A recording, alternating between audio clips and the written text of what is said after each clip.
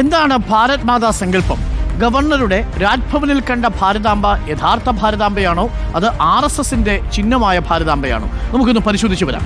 ആ ഭാരതാംബയുടെ ചരിത്രം എന്താണ്?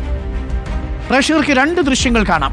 ഒന്ന് അബനീന്ദ്രനാഥ് ടാഗോർ വരച്ച ചിത്രം, മറ്റൊന്ന് RSSൻ്റെതായ രാജ്ഭവനിൽ ഇന്നിപ്പോൾ കണ്ട ഭാരത് മാതയുടെ ചിത്രം. കാവിക്കൊടി പ്രേക്ഷകർക്ക് കാണാം. ഇവിടെ അതൊന്നുമില്ല. ഭാരത് മാതയുടെ ആദ്യ ചിത്രമാണ്. ഞാൻ ഇതിന് തമ്മിലുള്ള വ്യത്യാസം പ്രേക്ഷകരോട് പറയാം. 1800കളിലാണ് ഭാരതാംബ എന്ന ആശയം രൂപം കൊള്ളുന്നത്. 1800 അതാണ് ചരിത്രകാരന്മാർ പറയുന്നത്.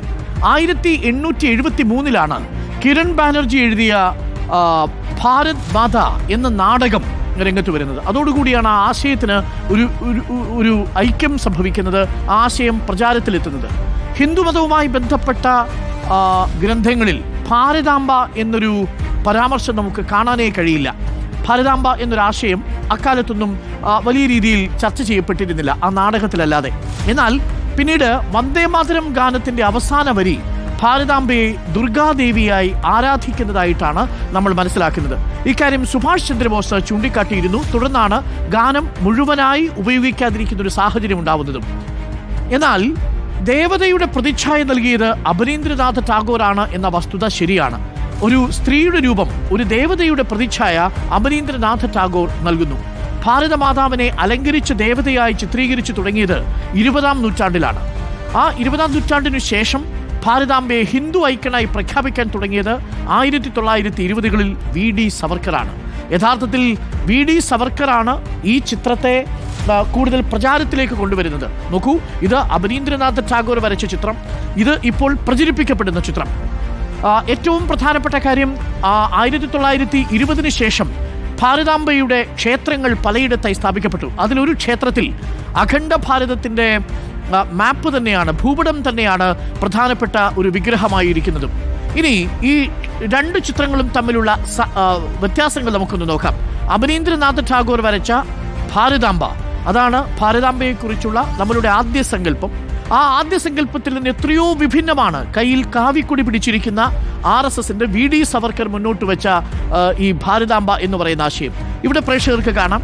ഇവിടെ കയ്യിൽ കറ്റ കാണാൻ സാധിക്കുന്നുണ്ട്, മാല കാണാൻ സാധിക്കുന്നുണ്ട്, പുസ്തകം കാണാൻ, താളിയോല കാണാൻ സാധിക്കുന്നുണ്ട്. അപ്പോൾ ഇതൊക്കെയാണ് ഭാരതാംബയുടെ ഒരു ചിത്രമായി അബനീന്ദ്രനാഥ് ടാഗോർ വരച്ചിരിക്കുന്ന ചിത്രം.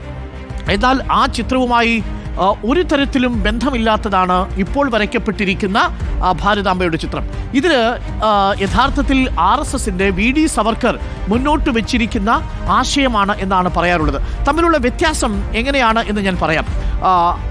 അബനീന്ദ്രനാഥ് ടാഗോറാണ് യഥാർത്ഥത്തിൽ ഈ ചിത്രം വരയ്ക്കുന്നത്. ഭാരതാംബയ്ക്ക് ദേവതയുടെ പ്രതിച്ഛായ നൽകുന്നത് ഭാരത് മാത എന്ന ജലഛായ ചിത്രം, അതാണ് പ്രേക്ഷകർ ഇവിടെ കാണുന്നത്.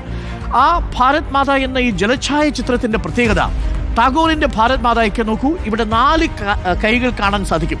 എന്നാൽ ഗവർണറുടെ രാജ്ഭവനിലുള്ള ഭാരത് മാതയ്ക്കാവട്ടെ 2 കൈകൾ മാത്രമേ ഉള്ളൂ. ഒന്നിൽ ഒരു പുസ്തകം വഹിക്കുന്നതായിട്ടും കാണാൻ സാധിക്കുന്നുണ്ട് അബനീന്ദ്രനാഥ് ടാഗോറിൻ്റെ ഭാരതാംബയിൽ.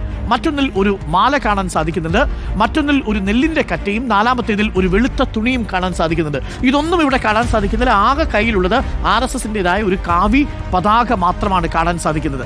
ഇത് എന്തിനെയൊക്കെയാണ് പ്രതിനിധാനം ചെയ്യുന്നത് എന്ന് നോക്കൂ. ശിക്ഷയെയും ദീക്ഷയെയും അന്നത്തെയും വസ്ത്രത്തെയുമാണ് ഈ ഭാരതാംബ, അബനീന്ദ്രനാഥ് ടാഗോറിൻ്റെ ഭാരതാംബ പ്രതിനിധാനം ചെയ്യുന്നത്. എന്നാൽ 20ാം നൂറ്റാണ്ടിനു ശേഷം കൂടുതലായി RSSും 1920കളിലും ഹിന്ദു ഐക്കണായിട്ട് ഉപയോഗിച്ചു വരുന്നത് നമ്മൾ ഈ കാണുന്ന ഭാരതാംബയാണ്. അപ്പോൾ ഈ ഭാരതാംബയിൽ നിന്ന് എത്രയോ വ്യത്യസ്തമാണ് ഈ ഭാരതാംബ. ഇനി കൗതുകകരമായ ഒരു കാര്യം, ഭാരതാംബ എന്നുള്ളതൊരു ഔദ്യോഗിക ചിഹ്നമേ അല്ല എന്നുള്ളതാണ്. രാജ്ഭവൻ തുടങ്ങിയ ഇടങ്ങളിൽ ഭാരതാംബ എന്ന ഈ ചിത്രം ഉപയോഗിക്കണം എന്നുള്ളതിന് ഒരു നിയമവും നമ്മുടെ നാട്ടിലില്ലെന്ന് മാത്രമല്ല, ഭാരതാംബയെ ഔദ്യോഗികമായ ഒരു ചിഹ്നത്തിൻ്റെ പുറത്ത് നമ്മൾ അംഗീകരിച്ചിട്ടുമില്ല എന്നുള്ളതാണ് വാസ്തവം. അപ്പോൾ രാജ്ഭവനിൽ ഇപ്പോൾ ഉണ്ടാക്കിയ ഈ പുകില് അനാവശ്യമാണ് എന്ന് പ്രേക്ഷകർക്ക് മനസ്സിലായില്ലേ? മാത്രമല്ല, യഥാർത്ഥ ഭാരതാംബയുമായി ഒരു ബന്ധം പോലും ഇപ്പോൾ രാജ്ഭവനിൽ വെച്ചിരിക്കുന്ന ഭാരതാംബയ്ക്കില്ല എന്നുള്ളതാണ് വാസ്തവം.